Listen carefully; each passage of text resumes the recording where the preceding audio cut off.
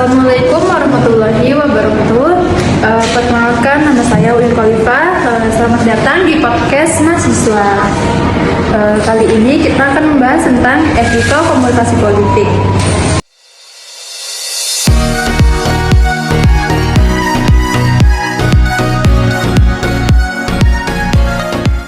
Assalamualaikum warahmatullahi wabarakatuh. Halo semuanya, saya Uin Khalifah. Lagi lagi di podcast mahasiswa. Di sini saya nggak sendiri, ada kawan saya yaitu saya Lydia Lerwi. Halo, saya Haji Fikro.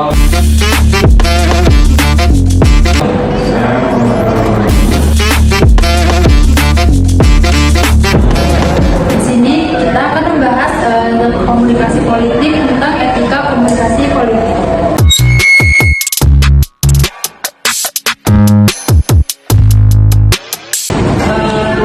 Kita di sini akan membahas tentang etika komunikasi politik. Komunikasi politik merupakan aspek penting dalam kehidupan berdemokrasi. Namun, seringkali kita melihat komunikasi politik yang kurang etis, seperti serangan pribadi, penyebaran informasi yang tidak akurat, dan manipulasi opini. Menurut kalian sendiri, apa faktor utama yang menyebabkan kurangnya etika komunikasi politik?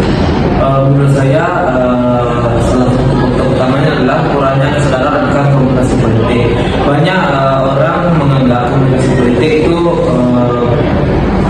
segala cara yang digunakan untuk tujuan.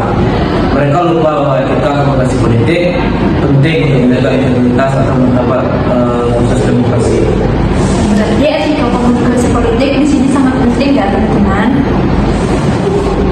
Kalau menurut Farel sendiri, bagaimana menurut Farel peran media sosial dalam konteks ini?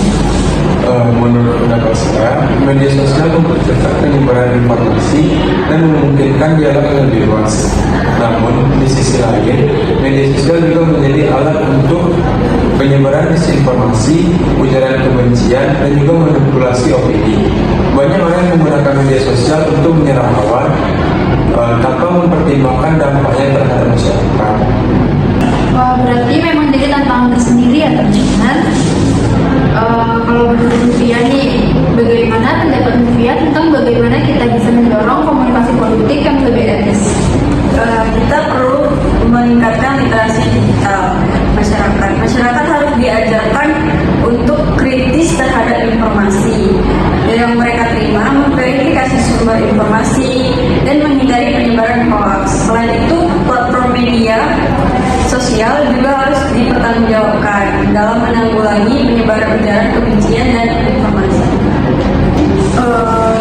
Tentu saja kita semua di sini punya peran dalam menjaga etika komunikasi politik ya teman-teman. Kalau menurut kalian lagi nih, apa harapan kalian untuk masa depan komunikasi politik di Indonesia? Saya berharap komunikasi politik di Indonesia semakin bisa berpendapat dan tidak menggunakan segala cara untuk mencapai satu tujuan, dan para aktor politik yang menjunjung tinggi etika komunikasi politik. Kalau menurut Farel, apa pesan Farel untuk para pendengar terkait etika komunikasi politik? Pesan saya untuk terkait etika komunikasi politik ini adalah marilah kita untuk berperan aktif dalam menjaga etika komunikasi politik baik di dunia nyata maupun media sosial. Hindari penyebaran hoax, ujaran kebencian, dan juga disinformasi yang tidak akurat. Mari kita ciptakan iklim demokrasi yang sehat dan mencegah segregasi sosial di masyarakat. Terakhir nih, dari dia sendiri, apa pesan dia untuk para pendengar terkait etika komunikasi politik ini? Pesan aku yaitu ingat setiap tindakan yang kita lakukan memiliki konsekuensi.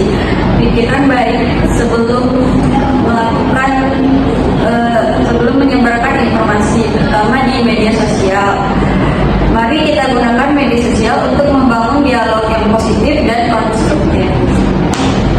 Mungkin sekian diskusi dari kami. Terima kasih banyak kepada teman-teman.